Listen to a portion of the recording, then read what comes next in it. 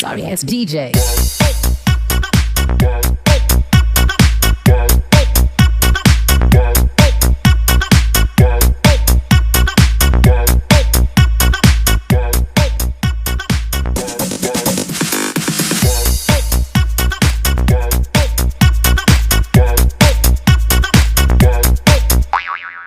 Bismillahirrahmanirrahim. Assalamualaikum warahmatullahi wabarakatuh.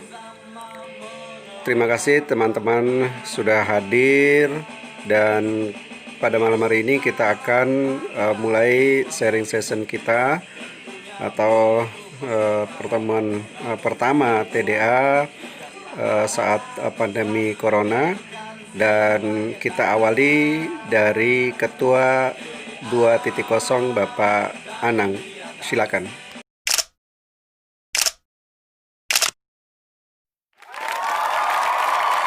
Assalamualaikum warahmatullahi wabarakatuh. Kita nggak bisa berkumpul seperti biasa dari Maret, April, Mei. Sekarang Juni kita bisa berkumpul. Jadi kendala teman-teman ini banyak sekali. Jadi ada yang WhatsApp, ada yang inbox, itu teman-teman TDA menanyakan. Paling saya hanya bisa memberikan sedikit masukan dari apa yang menjadi pengalaman saya, usaha-usaha teman yang lain yang bisa kita kasih support dalam arti seperti apa strateginya. Nah, kemarin saya sendiri Kantin Iwang alhamdulillah bisa bertahan. Dari 29 karyawan saya rumahkan 6 dulu. Baru setelah itu sisa 9 orang yang survive. Jadi kemarin saya turun tangan sendiri, itu survive banget. Sangat-sangat luar biasa pengaruhnya. Bahkan turunnya itu sampai 80% awalnya. Karena masyarakat takut. Nah, setelah kesini kita saya paham gitu seperti apa yang dibutuhkan oleh masyarakat di saat pandemik ini. Akhirnya lama-kelamaan omset saya mulai naik nih. Sampai 50% lah, batasnya 50% sampai 60%. Itu omset sudah meningkat gitu. Akhirnya tambah lagi karyawan. Nah, sekarang total karyawan saya sudah 25. Nambah lagi jadi 35 karyawan untuk bulan Juli ke depan. Tema hari ini adalah percepatan di saat setelah pandemi new normal. Nah, ini perlu teman-teman juga prepare terhadap efek dari corona ini. Selepas corona ini pasti teman-teman paham juga karena bisnisnya masing-masing, regulasinya maupun strategi untuk usahanya masing-masing itu tetap ada. Nah, cuman di sini kita sharing session. Apa sih strategi teman-teman untuk bisnisnya masing-masing? Nanti tinggal kita temukan clue-nya, temukan caranya. Itu bisa untuk berbagi. Selepas corona ini, pandemik ini, kita dituntut untuk mempercepat gencarnya proses penjualan kita. Mungkin mukadimah dari saya dilanjutkan oleh Pak Ketua 1.0. Assalamualaikum warahmatullahi wabarakatuh. Terima kasih kepada Mas Anang sebagai Ketua TDA 2.0. Kepada Ketua 1.0 Pak Batiar disilakan.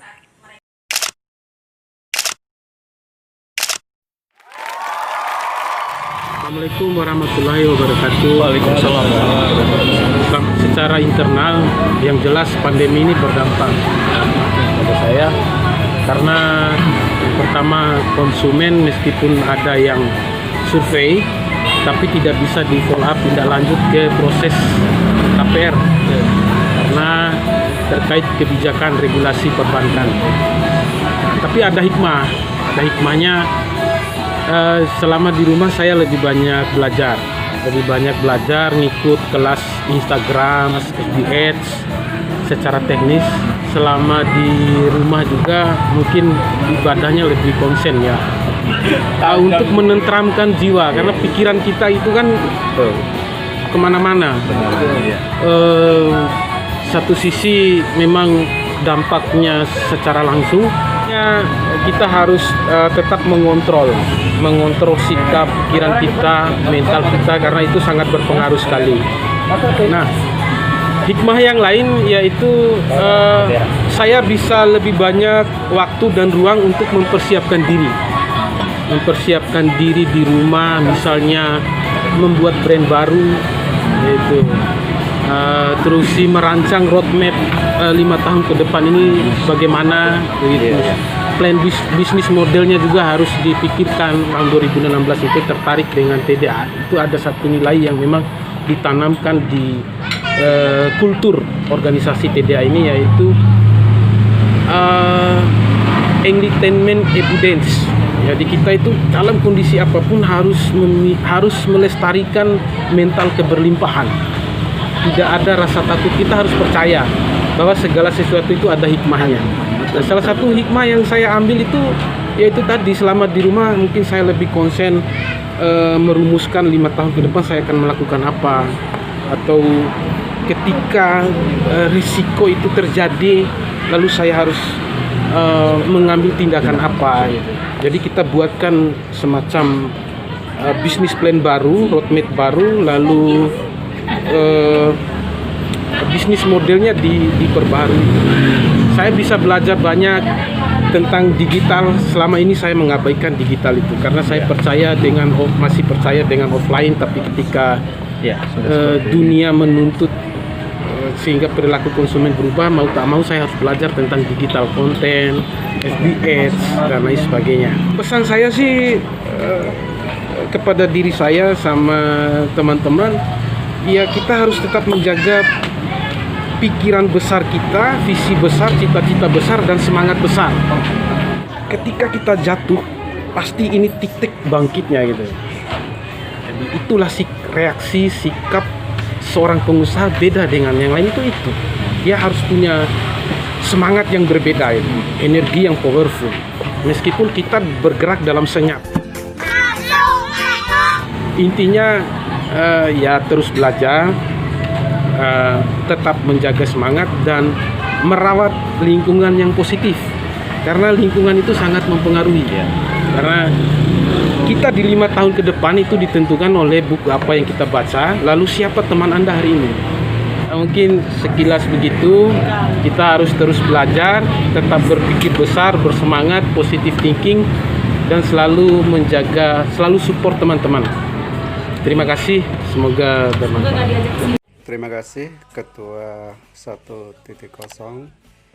dan sebelumnya tadi sudah diawali oleh Ketua 2.0. Baik teman-teman semua, kita lanjutkan lagi. Untuk Pak Rusani silakan.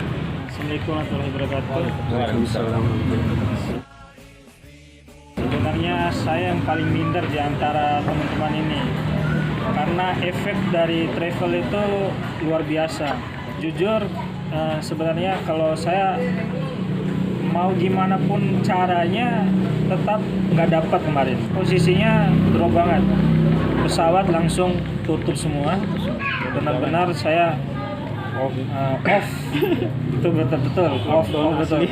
Ya paling saya tetap jalankan dalam artian layanan yang lain, hanya bertahan saja waktu kemarin. Posisi bertahan, nggak menyerang.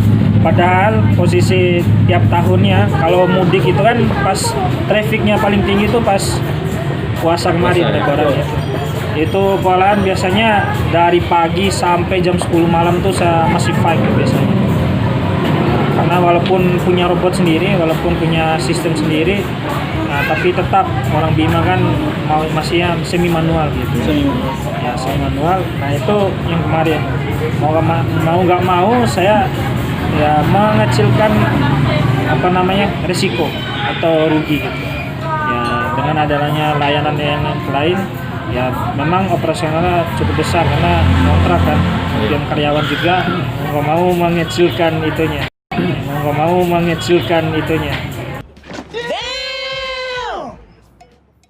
Nah harapannya sekarang masih new normal, udah mulai sih awalnya kemarin, karena saya nembaknya ke dinas-dinas, kemudian perjalanan pejabat-pejabat memang mungkin meledak juga nantinya karena orang semua pada pulang nanti mau balik lagi kan kayak gitu, tapi nggak tahu sampai kapan. Sampai saya mencoba untuk ingin beralih atau banting setir ke yang lain. Ya, mungkin itu saja dari saya. Terima kasih bro, dan selanjutnya Mas Iksan ya, disilakan.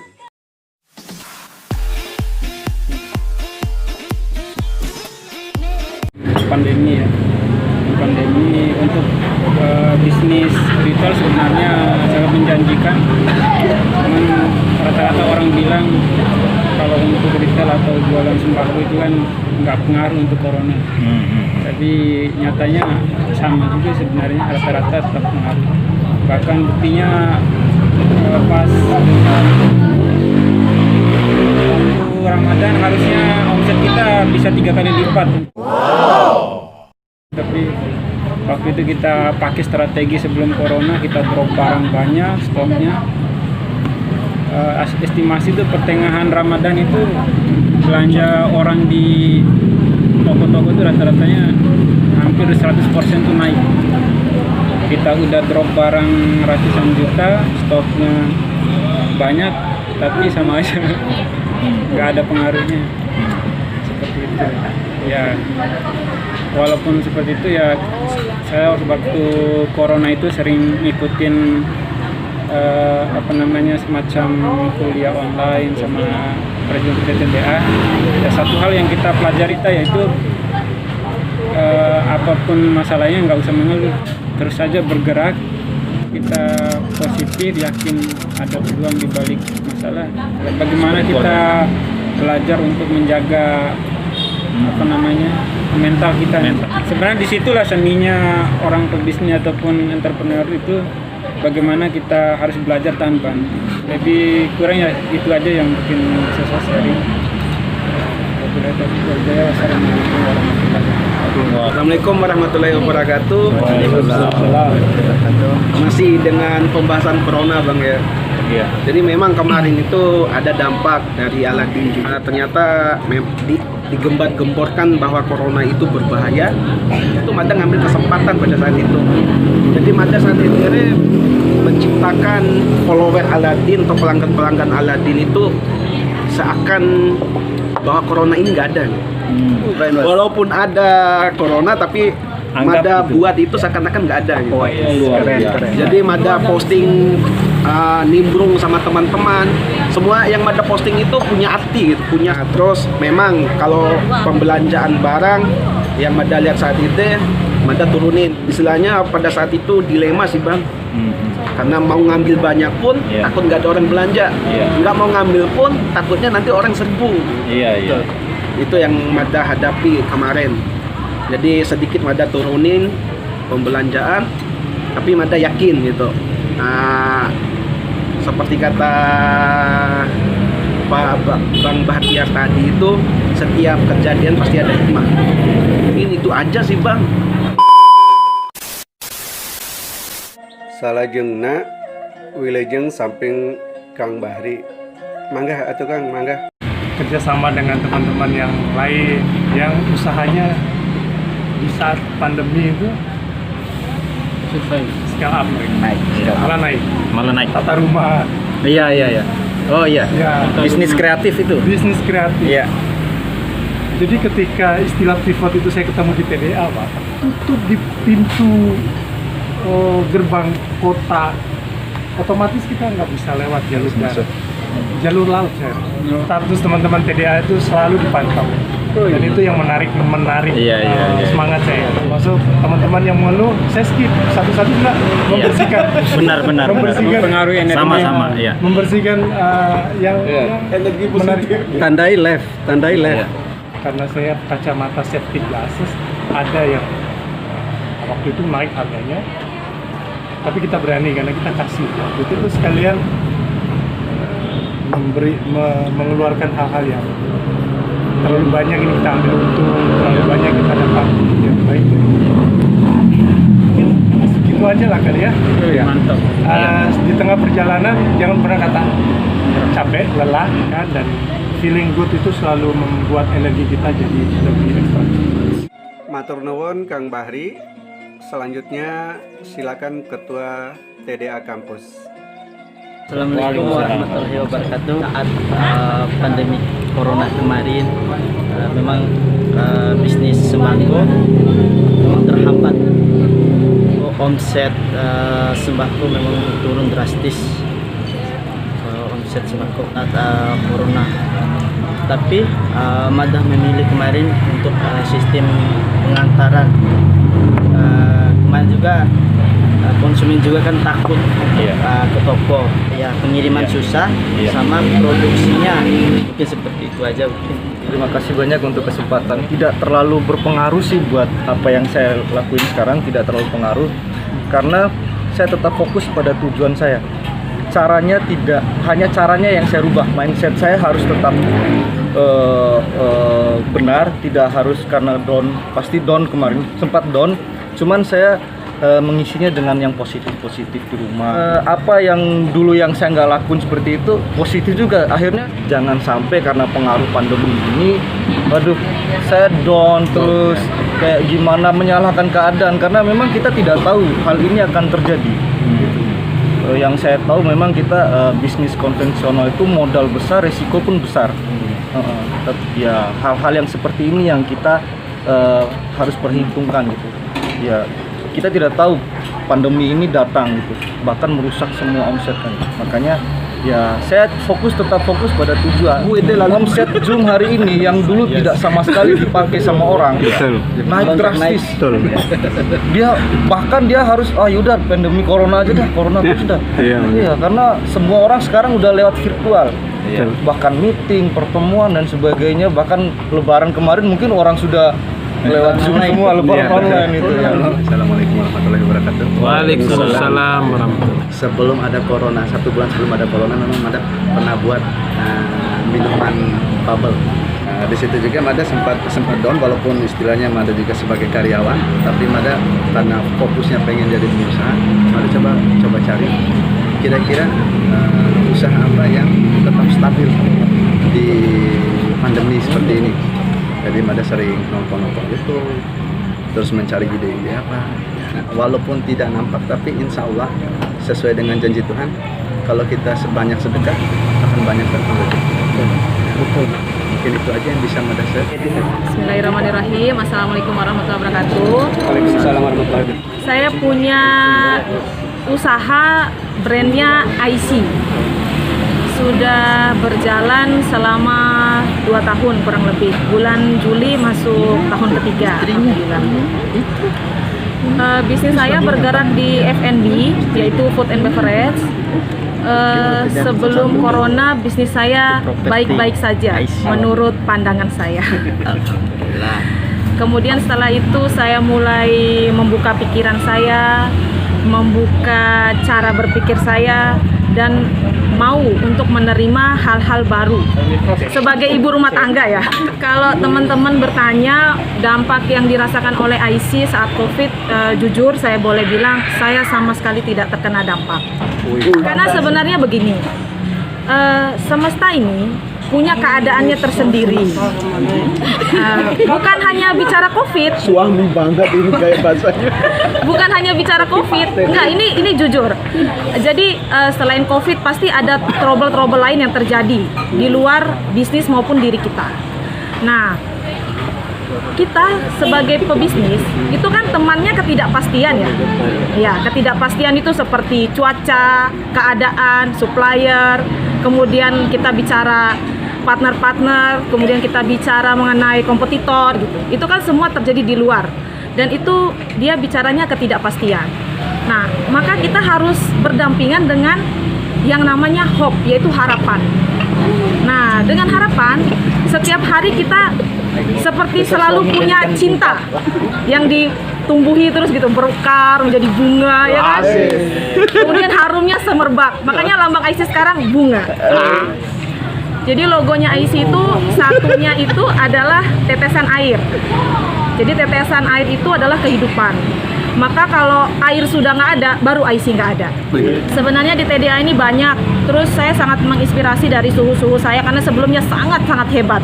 Bahkan di sini tuh mereka sangat hebat, tapi gayanya sangat low profile. Kenapa IC tidak berdampak? Karena sebenarnya begini. Pertama, IC konsepnya itu sudah memang take away. Jadi tempatnya IC memang tidak dibuat nyaman karena hanya untuk mampir dan pergi. Jadi memang kami dari awal set tempat tidak nyaman. Kemudian yang kedua, serapan dine-in memang 30% aja. Jadi ketika Covid datang, kami tidak terlalu berpengaruh. Dan yang paling penting adalah suatu bisnis itu kalau basic customer-nya sudah terbentuk, kita keluarin apa aja, mereka pasti beli. Tapi kalau kita jual F&B, kita bisa hari ini minum bubble gum misalnya, besok kita bisa minum milkshake yang lain gitu, tapi di tempat yang sama. Itu sih perbedaannya gitu. Kemudian di IC itu dari awal memang yang saya branding adalah produk. Jadi walaupun apa yang terjadi di luar, kemudian kompetitor mengeluarkan apa, saya tidak terlalu fokus. Justru saya malah banyak sekali belajar dari kompetitor. Contohnya dari sistem kantin uang yang harus bayar duluan, kemudian ditunggu, itu saya pakai sistemnya kantin uang. Kemudian kayak layanan diri sendiri, itu saya pakai layanannya KFC. Jadi saya padu-padankan apa ya yang kurang dari saya, ini apa gitu. Saya harus mengisi dengan apa, nah itu saya belajarnya dari kompetitor. Kemudian saya melihat kelebihannya kompetitor ini apa, kenapa dia bisa sampai di sana, apa yang dia lakukan. Nah ide-idenya itu saya ambil, kemudian saya modif. Dan sejauh ini kami mempertahankan rasa, itu jauh lebih penting. Karena customer rata-rata selalu kembali karena kami masih memiliki rasa yang sama, yaitu cinta. Kalau ditanya mengenai target-target harian, bulanan maupun tahunan, jujur di IC alhamdulillah semuanya di luar target. Karena sebenarnya jangan ditargetin gitu. Kita berikan aja value. Karena dulu pada tahun pertama, jujur, saya kesulitan, pusing, bingung, galau, baperan. Kok segini aja yang didapat gitu. Nah, pada saat saya rubah apa? Saya rubah apa yang bisa IC berikan buat customer, buat pegawai saya, dan buat lingkungan sekitar. Jadi saya punya manfaat, karena bisnis bicaranya dampak, bukan bicara profit. Nah, ketika saya beralih bicara dampak dan manfaat, tiba-tiba semesta ini mendukung saya. Kemudian dia memberikan begitu kelimpahan gitu. Tapi nggak kelihatan gitu, karena itu tadi sistemnya take away. Jadi orang bawa pulang 5 menit, tiba-tiba transaksi sudah 100-200 ribu gitu. Karena serapan take away dengan dine itu emang beda. Kemudian sebagai pebisnis, saran saya sebagai pemula, sebenarnya saya newbie banget. Cuman mungkin saya belajarnya lebih cepat daripada yang lain. Itu aja sih, cuman saran saya gini, kalau kita punya kendala dari luar, kita jangan tolak. Kita terima dulu gitu. Kendalanya itu apa gitu, kita terima gitu secara sadar. Saya cari gimana caranya kendala ini bisa saya rubah jadi peluang dan solusi gitu, karena kita pasti selalu punya kendala. Ya itu aja kali ya. Sebenarnya apa yang sudah disampaikan dari tadi itu yang sudah saya jalankan. Tapi satu yang belum saya ceritakan, rahasia untuk mendapatkan lokasi yang memang apa yang ingin kita dapat. Tapi ini memang kan berbicara rahasia, jadi ini harus dihatiin.